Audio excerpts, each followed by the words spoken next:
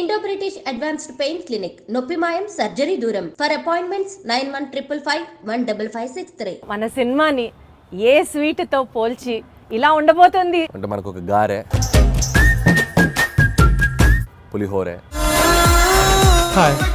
అన్ని రకాల ఎలిమెంట్స్, షడ్రుచుల భోజనం అంటారు కదా. కామెడీలో ఆ ఫ్రెష్నెస్ ని how do you manage Anil గారు? ఆపరేషన్ లాంటిదే. అంత ఈజీగా ఎలా చేస్తారు అన్నది ఎవరికి ఈజీ అని అర్థం మీకు కాదు. అనిపిస్తుంది కానీ దాని వెనక most creative part of the day ఎప్పుడు అనిల్ గారు మీకు? మిడ్ నైట్, అర్ధరాత్ర? అంటే ఇన్ ద మార్నింగ్ అని కాదు కానీ నాకు ఎప్పుడు కూడా నాకు క్రియేటివ్ స్పేస్ అంటే నేను మూమెంట్ ఉండాలి. 40 ఫిల్మ్స్ కంటే పైగా తమిళ్లో చేసినటువంటి ఐశ్వర్య రాజేష్ గారిని కూడా మీరు ఆడిషన్ చేసి ఈ సినిమాకి సెలెక్ట్ చేశారు అని విన్నాము. వీటి గణేష్ ఉన్నారంటే నేను ఆయన బాడీ లాంగ్వేజ్ నాకు అర్థమైపోయింది. ఎవడరా మీరు అది వచ్చేస్తుంది, నేను చెప్పగలను. ఐశ్వర్యకి ఏంటంటే తను ఏదో జోక్గా చెప్తుంది కానీ ఆడిషన్ లా కాదు. ఇప్పుడు ఉపేంద్ర లమ్హాన్ ఆయన ఉన్నారు, ఆయన యానిమల్లో చేశారు. యానిమల్లో చేసినప్పుడు ప్రెస్ మీట్ పెట్టి పెంట పెంట చేస్తా.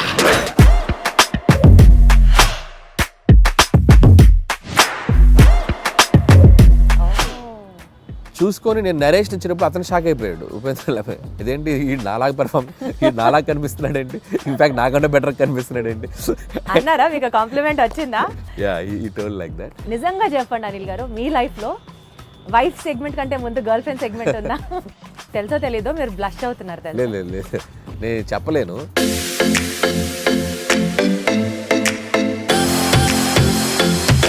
సీనియర్ లెవెల్ ఆఫ్ హీరోస్ ప్రస్తావన వచ్చింది కాబట్టి యాక్చువల్లీ ఇప్పుడు ఉన్న ట్రెండీ డైరెక్టర్స్లో మీరు కానీ డైరెక్టర్ బాబీ గారు కానీ ఒక్క తరం హీరోస్తోనే ఎందుకు చేస్తున్నారు, not with the latest and of the heroes?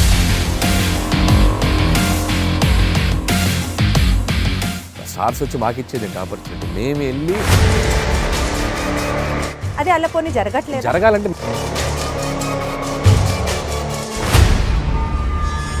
మీకున్న కామెడీ సెన్స్ ఆఫ్ టైమింగ్ కి, చిరంజీవి గారికి ఉన్న కామెడీ సెన్స్ ఆఫ్ టైమింగ్ కి మీరిద్దరూ కలిసి ఒక ప్రాజెక్ట్ చేస్తే it would be in still more next level అని అనిపిస్తున్న నేపథ్యంలో అసలు దాని గురించి ఎప్పుడైనా ట్రై చేశారా, ఆలోచన చేశారా?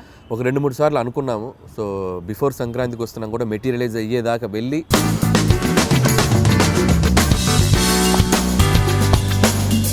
సోషల్ మీడియా మొత్తం గోదావరి గట్టు మీద సాంగ్స్ రీల్ అసలు మారం రోగిపోతుంది. That itself shows the cinema is like super success already before the release. ఈ క్రెడిట్ ఎవరికి ఇస్తారు? గోదావరి గట్టు మీద రామసలకావే కోరింటా కట్టుకున్న సందామావే. సో ట్యూన్ లేకపోతే ఆ సాంగ్ లేదు, రమణ గోగుల గారు పాడకపోతే ఆ రీచ్ లేదు. కామెడీ సినిమాలు తీయడం చాలా ఈజీ కదా అని చెప్పి ఒక వర్స్ట్ అడ్వైజ్ మీకు ఎవరైనా ఎప్పుడన్నా ఏమైనా ఇచ్చారా? ఇస్తే ఏంటి, ఎవరు? ఒకటి తీరా బాబు అంట. ఆడవాళ్ళకి మీ ముందు ఇంకో ఆడదాన్ని తిడితే ఎంత సంతోషమో కదా కదా. మాకైతే అది చాలా ఉంది. ఏముంది అంటే సంక్రాంతి పండుగ వస్తుంది అన్న దానికన్నా సంక్రాంతికి వస్తున్నారు అన్న టీమ్ ఇట్ సెల్ఫ్, ఆ సినిమా రిలీజ్ అవుతుంది అనడానికి బోలెడంత ఎక్సైట్మెంట్గా ఉంది.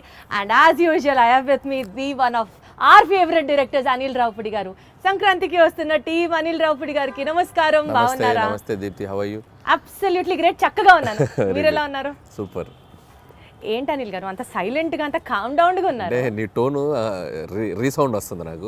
సో ఫస్ట్ నేను అది ఆ ఫ్రీక్వెన్సీకి ట్యూన్ అవ్వాలి కదా, అందుకని వెయిట్ చేస్తున్నా ఏ ఫ్రీక్వెన్సీలో ట్యూన్ అవుదాం. నేను ఫస్టే చెప్పాను కదా చాలా ఎక్సైటెడ్ గా ఉన్నామని చెప్పి, సో అదే టోన్ లో ఇలా మాట్లాడుతున్నా అన్నమాట. సో బేసికల్ గా సంక్రాంతి పండగ అంటే మనకి బోలెడు పిండి వంటలు గుర్తొస్తాయి కదా అనిల్ గారు. లైక్ ఫర్ ఎగ్జాంపుల్ జంతికలు, స్వీట్ పొంగల్, అరిసెలు, ఇవన్నీ మ్యాండేటరీ కదా. మీకు ఏది ఫేవరెట్? నాకు అరిసెలు అంటే ఇష్టం, కజ్జికాయలు అంటే ఇష్టం, సున్నుండలు అంటే ఇష్టం. బెల్లం సున్నుండలా, పంచదార? బెల్లం సున్నుండలు. పంచదార సున్నుండలు అసలు తిన్నా. బెల్లం సున్నుండలు అది మా అమ్మ చాలా బాగా చేస్తుంది, నెయ్యి వేసి నీట్గా కరెక్ట్ పోర్షన్స్లో చేస్తుంది. సో బెల్లం సున్నుండలు బాగా తింటాం.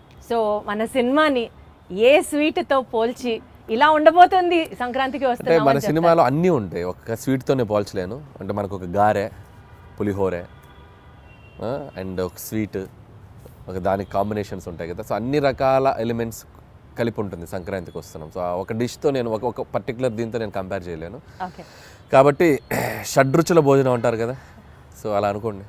అన్ని ఎలిమెంట్స్, ఫుల్ మీల్స్, షడ్రుచుల భోజనం. పర్ఫెక్ట్.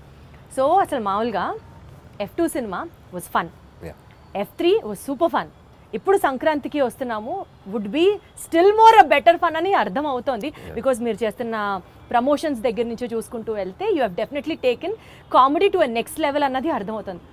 కామెడీలో ఆ ఫ్రెష్నెస్ని how do you manage Anil గారు? కామెడీ ఎప్పుడు ఏంటంటే సిచ్యువేషన్స్లోంచి పుట్టుతుంది కామెడీ. ఒక్కొక్కసారి క్యారెక్టరైజేషన్ నుంచి పుడుతుంది. అంటే ఒక మనిషి బిహేవియరు, ఒక మనిషి ఎలా మాట్లాడుతున్న దాని నుంచి పట్టుకోవాలి. Most toughest job. సో అది స్క్రిప్ట్ అనుకున్నప్పుడు ఆ స్క్రిప్ట్లో కామెడీ ఎలా పండించాలి, ఎలాంటి క్యారెక్టర్స్ డిజైన్ చేయాలి, అలాంటి సిచ్యువేషన్స్ పెడితే కామెడీ ఎక్కువ వర్కౌట్ అవుతుంది అని చెప్పి అనేది ఒక చిన్న దాన్ని ఏమంటారు, ఒక ఆపరేషన్ లాంటిదే. కరెక్ట్గా అసలు మీ ఆపరేషన్ అంత ఈజీగా ఎలా చేస్తారు అన్నది ఎవరికి అర్థం మీకు అనిపిస్తుంది, కానీ దాని వెనక మేము తలలు బదలు కొట్టుకుంటాం, మా బుర్రలు బద్దలైపోతాయి. అంటే టీంతో మాట్లాడుతూ ఉంటాం. ఒక్కోసారి పండుద్ది సీన్, ఒక్కోసారి పండదు, బాగా రాలేదనుకుంటే ఇంకేదో కావాలని చెప్పి ఇక జనాలను నవ్వించడానికి ఎన్ని ఎఫర్ట్స్ పెట్టాలి అన్ని ఎఫర్ట్స్ పెట్టాలి కదా. అది ప్రీ ప్రొడక్షన్లో జరుగుతుంది, స్క్రిప్ట్ రైటింగ్లో జరుగుతుంది. స్క్రిప్ట్ రైటింగ్లో ఒకటి, మళ్ళీ సినిమా ఎగ్జిక్యూషన్లో మళ్ళీ దాన్ని ఎలా మేకింగ్లోకి తీసుకురావాలి. It's like a long process. But నా వరకు నేను ఏంటంటే పర్సనల్గా బాగా ఎంజాయ్ చేస్తాను ఆ ఫేజ్ని. ఎందుకంటే నాకు బేసిక్గా కామెడీ ఇష్టం కాబట్టి. అంటే మీరు ఎట్లా జనాల్లో చూసి దిస్ పర్టికులర్ క్యారెక్టర్ మనకు వర్కౌట్ అవుతుంది అని దాని మీద వర్కౌట్ చేస్తారా? 100% ఎక్కువగా అబ్జర్వేషన్ ఉంటుంది. సో మనుషుల్ని ఎక్కువగా అబ్జర్వ్ చేస్తాను. అబ్జర్వ్ చేసినప్పుడు దాంట్లోంచి వచ్చే బిహేవియర్స్ ఎక్కువ క్యాచ్ చేస్తాం. అవి మనం సృష్టించడానికి, అంటే ఇప్పుడు సినిమా అనేది ఒక ఇమాజినేటరీ వరల్డ్ కదా. సో మనం అన్ని పాత్రలు మనం సృష్టించాలి, ఒక ప్రపంచాన్ని క్రియేట్ చేయాలి. అది చిన్న సినిమా ఉండి పెద్ద సినిమా ఉండండి. సో ఆ క్రియేట్ చేసేటప్పుడు మన చుట్టూ ఉన్న పాత్రలు, మనం ఎక్కడో చూసిన పాత్రలు కొన్ని తగులుతూ ఉంటాయి. కామెడీకి అవి ఎక్కువ తగులుతాయి. సో అది most creative part of the day ఎప్పుడు అనిల్ గారు మీకు? మిడ్ నైట్, అర్ధరాత్ర, మధ్యాహ్నం పూట, తెల్లవారుజామున? When will it be? అంటే ఇన్ ద మార్నింగ్ అని కాదు, కానీ నాకు ఎప్పుడు కూడా నాకు క్రియేటివ్ స్పేస్ అంటే నేను మ్యూజిక్తో ఎక్కువ ఉన్నప్పుడు బాగా వస్తుంది ఐడియాస్. అంటే journey, any journey is biggest నాకు క్రియేటివ్ స్పేస్. ఒక ప్లేస్కి వెళ్ళిపోయి లేదు, కార్లో అట్లా రాదు. కార్లో వెళ్తుండాలి, మూమెంట్ ఉండాలి. ఫ్లైట్లో ఉండొచ్చు, ట్రైన్ అవ్వచ్చు, బస్ అవ్వచ్చు. సో ఎనీ జర్నీ ఉంటే ఆ జర్నీలో నేచర్ అలా మూవ్ అవుతున్నప్పుడు ఆ సాంగ్స్ వింటున్నాం. సో అక్కడ నాకు కొద్దిగా ఐడియాస్ ఎక్కువ జనరేట్ అవుతాయి. యాక్చువల్లీ మీరు చేసే కామెడీ టైమింగ్ మూవీస్లో ఈవీవి సత్యనారాయణ గారి టైమింగ్తో, కామెడీ టైమింగ్తో చాలామంది రిలేట్ చేసుకుంటుంటారు. Because your stories will have comic content in it and also human values ఉంటాయి. ఫన్ చుట్టూరు ఆ సినిమా అంతా తిరుగుతూ ఉంటుంది. ఇలాంటి కోరిలేషన్ మీకు ఎవరైనా ఎప్పుడైనా చెప్పినప్పుడు would you feel great about itself? 100% it's the biggest compliment for me. And నేను ఇన్స్పైర్ అయిన డైరెక్టర్స్ వాళ్ళు. So always like Jandhyala garu and EVV గారు అండ్ ఎస్వి కృష్ణారెడ్డి గారు, ఈ ముగ్గురు డైరెక్టర్స్. సో 90sలో నేను చిన్నపిల్లగా ఉన్నప్పుడు వాళ్ళ సినిమాలు ఏవైతే, జంధ్యాల గారు 2 ఆహనా పెళ్ళంట, చూపులు కలిసిన శుభవేళ, బావా పన్నీరు, అండ్ ఈవీవి గారు ఆలిబాబాడు విధంగా, జంబలగిరి పంప, అప్పులప్పారు, ఇవన్నీ నాకు ఇట్స్ లైక్ నేను యాక్షన్ సినిమాలు, హీరోల సినిమాలు ఎంత బాగా చూసేవాడినో VHS క్యాసెట్లు తెచ్చి వీళ్ళ సినిమాలు అన్నీ చూసేవాడిని. సో యాక్షన్ సినిమా థియేటర్లో ఒకసారి చూసేవాడిని, VHS క్యాసెట్లో వీళ్ళ సినిమాలు 1-10 సార్లు చూసేవాడిని. సో ఆ ఇంపాక్ట్ మీ మీద బాగా ఎక్కువ ఉంది. అంటే చూడటమే కాదు, ఆ సినిమాలో సీన్స్ ప్రాక్టీస్ చేసేవాడిని నేను వెళ్ళి. సో స్కూల్కి వెళ్ళి ఫ్రెండ్స్ తోటి చెప్పేవాడిని. సో జంబలగిరి పంప సినిమా ఉంది, ఫ్రమ్ టైటిల్ కార్డ్ నుంచి ఎండ్ వరకు నరేషన్ ఇచ్చేవాడిని. అప్పులప్పారావు నరేషన్ ఇచ్చేవాడు. అంటే వెళ్ళిపోయేది సినిమా, వెళ్ళిపోయి అలా చెప్పడం వల్ల ఏంటంటే తెలియకుండా మనం 10 సార్లు పాట పాడటం స్టార్ట్ చేస్తే ఆటోమేటిక్గా మనకి సంగీతం అలవాటు అవుతుంది. కరెక్ట్. సో అదేమో మరి చిన్నప్పుడు నేను ఎక్కువ ప్రాక్టీస్ చేయడం వల్ల ఒక క్రియేషన్, ఒక కామెడీ క్రియేట్ చేయడం, లేకపోతే సిచ్యువేషన్ మాట్లాడటం, ఒక డైలాగ్ అల్లటము, అలాంటిది అది నాకు అనిపిస్తుంది. బట్ బేసికల్గా కూడా అంటే స్క్రీన్ మీదే కాకుండా బయట కూడా మీరు అంతే కామెడీ కైండ్ ఆఫ్ అ పర్సనా? 100%. లేదు 100%. చాలా లైవ్లీగా ఉంటాను నేను. నా చుట్టూ ఉన్న మనుషులు ఎప్పుడు నవ్వుతూనే ఉంటారు, నవ్వుతూ మాట్లాడుతూ ఉంటాను నేను. సో సీరియస్గా ఉండేది చాలా తక్కువ.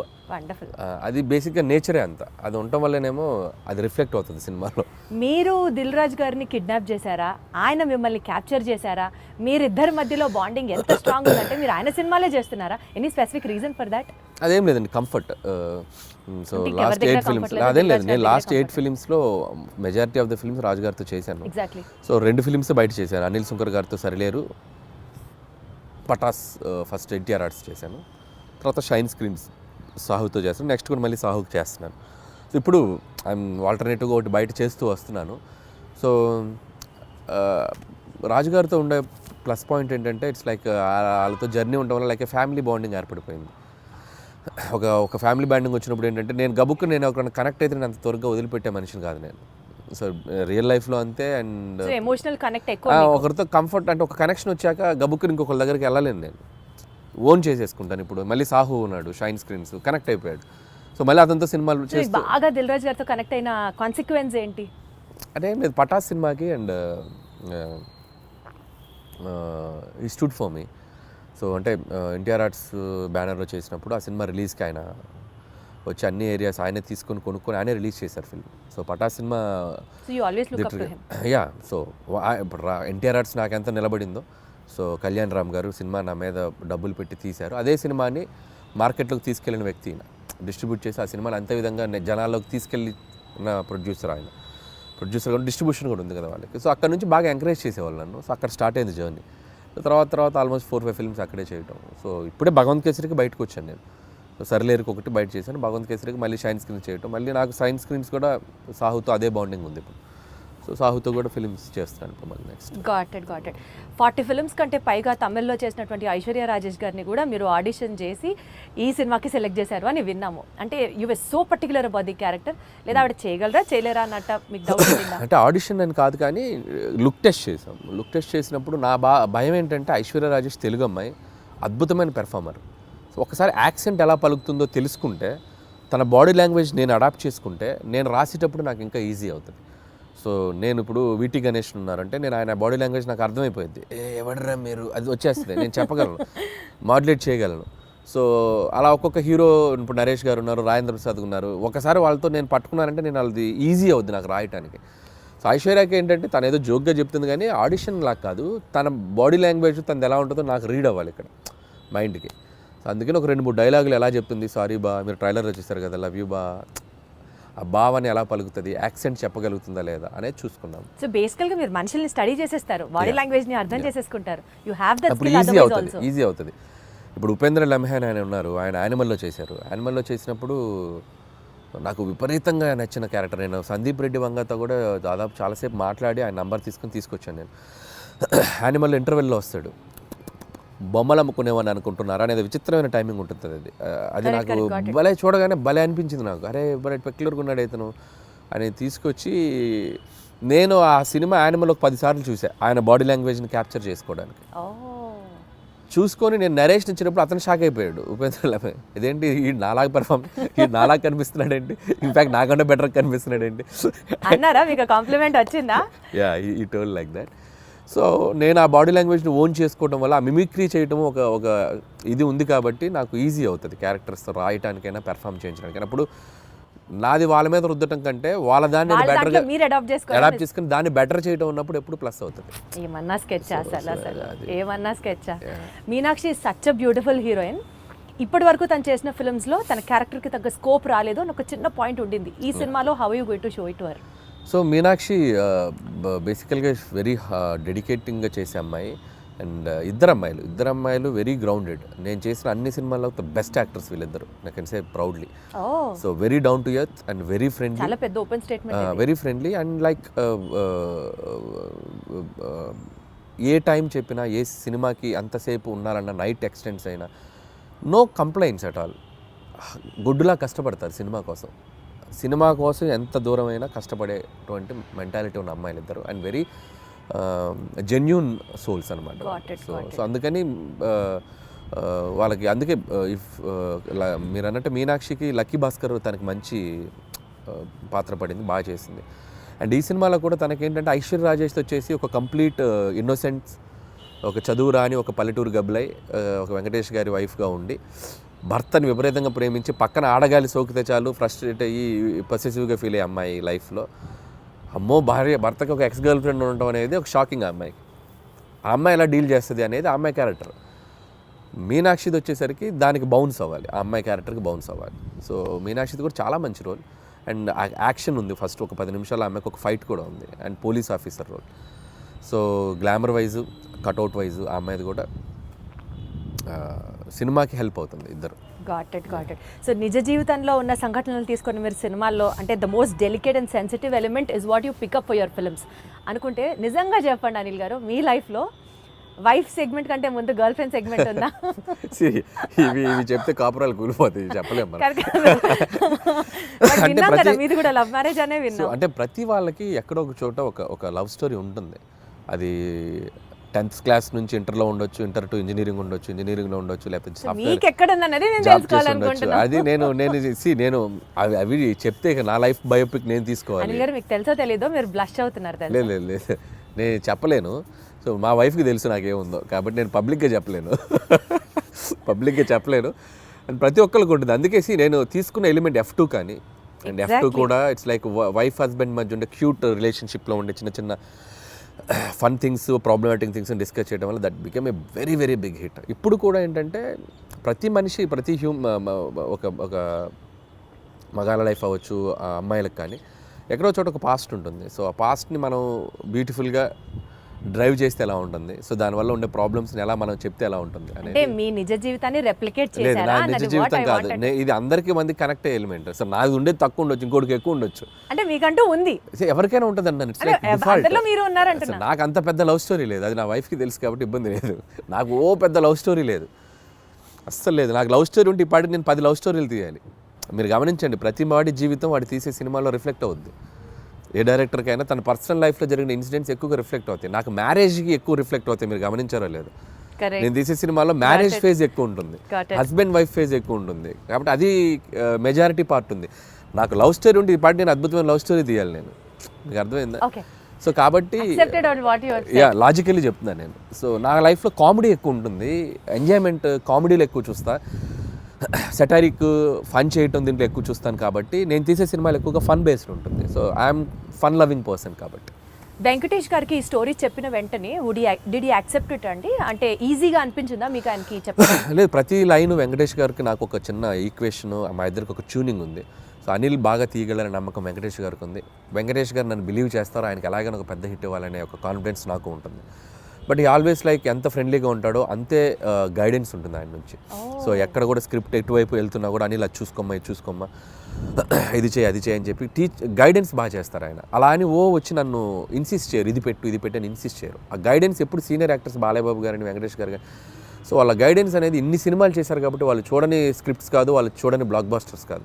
సో అవి మనం కరెక్ట్గా ట్యాప్ చేయగలిగితే సినిమాలు ఇంకా నెక్స్ట్ లెవెల్కి వెళ్తాయి. సో ఆ గైడెన్స్ ఎప్పుడు ఉంటుంది. సీనియర్ లెవెల్ ఆఫ్ హీరోస్ ప్రస్తావన వచ్చింది కాబట్టి యాక్చువల్లీ ఇప్పుడు ఉన్న ట్రెండీ డైరెక్టర్స్లో మీరు కానీ, డైరెక్టర్ బాబీ గారు కానీ, లేకపోతే గోపిచంద్ మల్లినేని గారు కానీ, మీరందరూ ఇప్పుడు కెరియర్ పీక్లో ఉన్న డైరెక్టర్స్ అని అనుకుంటే ఒక్క తరం హీరోస్తోనే ఎందుకు చేస్తున్నారు? Not with the latest and of the heroes, because వాళ్ళందరూ పాన్ ఇండియా మూవీస్ చేస్తూ బిజీగా ఉన్నారు, మనకు ఆపర్చునిటీ ఇవ్వలేదు అని ఎప్పుడైనా రిగ్రెట్స్ లాగా అనిపించింది? ఎందుకు రిగ్రెట్? హ్యాపీగా వాళ్ళు పాన్ ఇండియా రేంజ్కి వెళ్ళి తెలుగు మార్కెట్ని పెంచి వాళ్ళు బిజీగా ఉండి ఫుల్ టాలీవుడ్ కలెక్షన్స్ అంటే చేయొచ్చు కదండి. వాళ్ళు ఇవ్వాల్సింది కాదుగా, మేము వాళ్ళని ఎగ్జైట్ అయ్యే కంటెంట్ చెప్పాలి.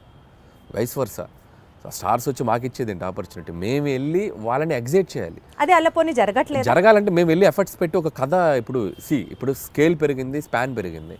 సో అంత స్పాన్ స్కేల్ మేము వెళ్ళి కథలు రాయాలి. నేను ఆ కథ రాసి వెళ్తే అద్భుతం. ఇప్పుడు ఎన్టీఆర్ గారు నాకు బాగా తెలుసు. టు బీ హానెస్ట్, తారక్ గారితో నేను ఒక 2-3 సినిమాలు చేయాలని దగ్గర దాకా వెళ్ళి మెటీరియలైజ్ అవ్వలేదు. సో నేనంటే ఇష్టం ఆయనకు బాగా. వాళ్ళని ఎగ్జైట్ చేయాలి మేము వెళ్ళి. సో ఆ ఎగ్జైట్ చేసే కథలు దొరికినప్పుడు ఆబ్వియస్గా చేస్తారు. మహేష్ గారితో చేశాను నేను. సర్లే, నీకు బిగ్గెస్ట్ హిట్ కదా మహేష్ గారితో. బట్ ఇప్పుడు మళ్ళీ అలాంటి కథలు చేయలేము మహేష్ గారితో. వాళ్ళు ఏంటంటే ఇప్పుడు వాళ్ళు నెక్స్ట్ లెవెల్కి వెళ్ళిపోతున్నారు. సో మార్కెట్ పెరిగినప్పుడు, సో మల్టీ లాంగ్వేజ్, అన్ని లాంగ్వేజ్లకి సరిపడా నేషన్ వైడ్ తీయాలంటే దానికి తగ్గ కంటెంట్, దానికి తగ్గ స్కేల్, దానికి తగ్గ వరల్డ్ క్రియేట్ చేయాలి. సో అనుకుంటే చేయొచ్చు. But as of now we are comfortable this అని నేను అనుకుంటున్నాను. నేను ఈ ఫేజ్లో నాకు ఇది చాలా బాగుంది.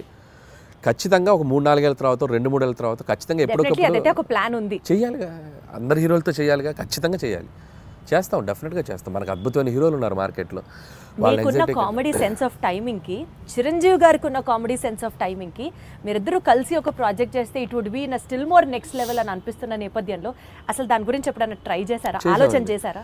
ఒక 2-3 సార్లు అనుకున్నాము. సో బిఫోర్ సంక్రాంతికి వస్తున్నాం కూడా మెటీరియలైజ్ అయ్యేదాకా వెళ్ళి మెటీరియలైజ్ అవ్వలేదు డ్యూ టు కొన్ని ప్రాక్టికల్ ప్రాబ్లమ్స్ వల్ల. హోప్ సో కమింగ్ సూన్ అలాంటి ఒక ఎగ్జైట్మెంట్ థింగ్ జరిగే అవకాశం ఉంది. సో అది too early to tell. So Chiranjeevi గారితో చేయాలని నాకు ఉంది. But still it is on the track అని అయితే అర్థమవుతుంది. ట్రాక్లో ఉంది, బట్ కన్ఫర్మేషన్ మనం ఇప్పుడే చెప్పలేము. ఎందుకంటే ఇన్ ద సెన్స్ అన్ని సెట్ చేసుకుని నాకు చెప్తే బాగుంటుంది. సో ముందే చెప్పడం వల్ల ఏంటంటే నేను కథ లేకుండా, కథ పూర్తిగా హీరోకి గారికి చెప్పకుండా, ఏ ఎగ్జైట్మెంట్ లేకుండా ఇది ఉంది అని నేను చెప్పలేను. ఇద్దరం ఎగ్జైట్మెంట్లో అనౌన్స్ చేసామనుకోండి, కిక్ వేరు. సో అందుకని అది అంతా మెటీరియలైజ్ అయ్యాక చెప్తే బాగుంటుంది. Still we are in its very beginning స్టేజ్లో ఉంది. సో మీరు అన్నట్టు చిరంజీవి గారితో నేను అనేది చేయాలి అనుకున్న ఇది మాత్రం ఖచ్చితంగా డెఫినెట్గా మా ఇద్దరికి ఒక ఎంటర్టైన్మెంట్, ఆయనకి ఏం చేస్తే బాగుంటుందనే ఐడియా నాకుంది. అలాగే చిరంజీవి గారితో ఏం చేయాలి అనేది కూడా ఒక క్లియర్ పిక్చర్ ఉంది. సో డెఫినెట్గా it will be like wonderful. మీకంటూ ఫోకస్ ఆ విజన్ ఉంది కాబట్టి డెఫినెట్లీ అది ఎగ్జిక్యూట్ అవుతుంది వెరీ సూన్.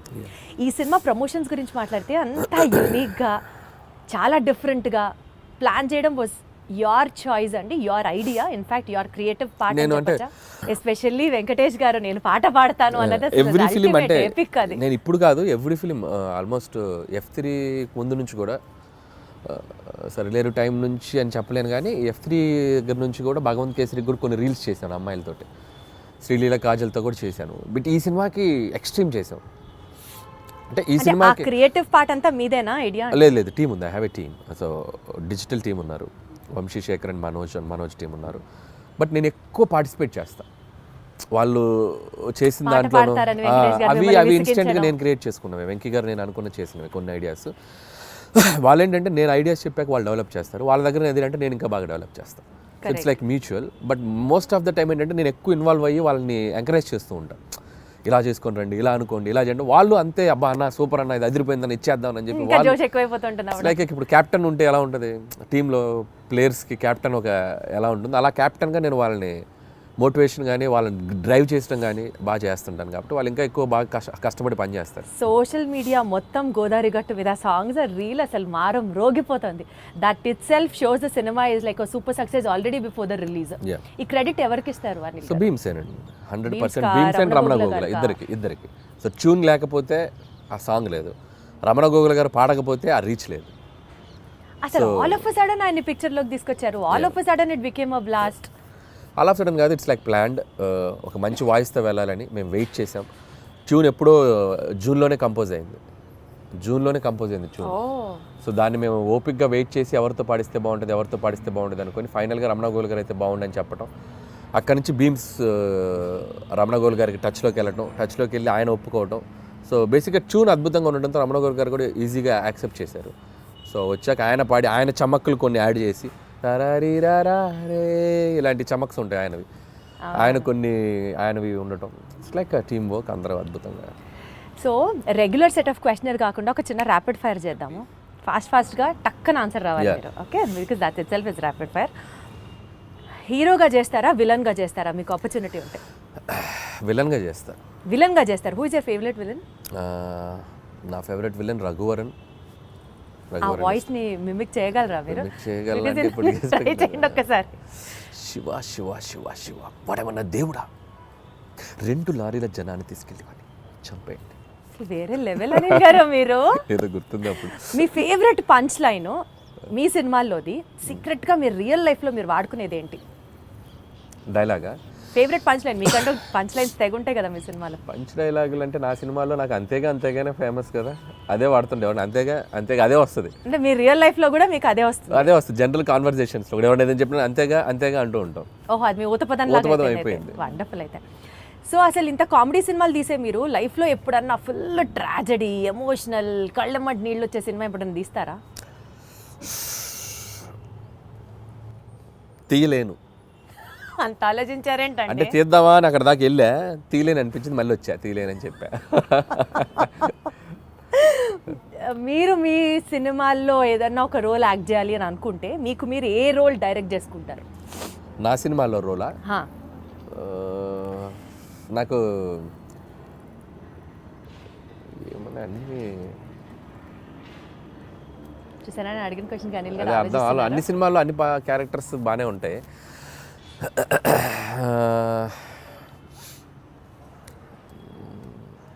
అంత ఆలోచించద్దు అనిల్ గారు. చూస్తాను ఏదైనా మంచిది, ఏదో మరి నా గురించి చెప్పుకోవాలి కదా, నన్ను పెట్టారు మీరు, ఏదైనా చెప్తే చెప్పచ్చు, నేను చేయాలని చెప్పారు కదా. అంటే ఒక్కసారి నాకే సభాష్ అనిపిస్తుంది, ఇంత ఆలోచించేలాగా క్వశ్చన్ అడిగానా అని. నాకు F2లో ఏదైనా ఉన్నాయా?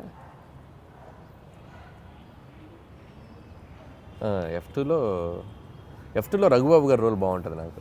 సో వెంకీ గారి పక్క నుండి ఎమ్మెల్యే క్యారెక్టర్, అదైతే నన్ను పెట్టుకొని ఇంకోసారి తీసుకుంటాను.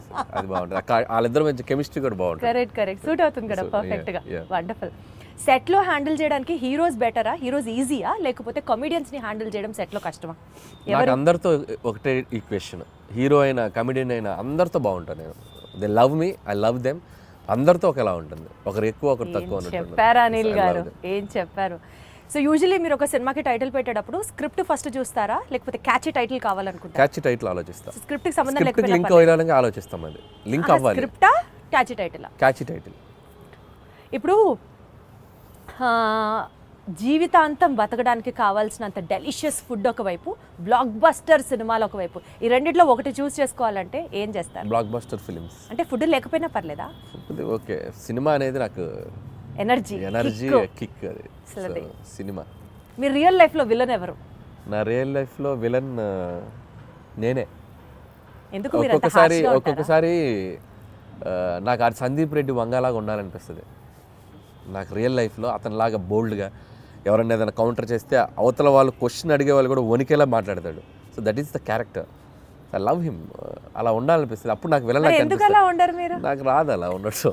అందుకని ఇప్పుడు సందీప్ని ఎవరైనా కమెంట్ చేశారు, సందీప్ని ఎవరైనా కమెంట్ చేశారనుకో భయపడిపోతారు, కమెంట్ చేయలేరు సందీప్ని. ఎందుకంటే అంతకంటే కౌంటర్ సెటైరో కౌంటర్ వేస్తాడు ఆయన.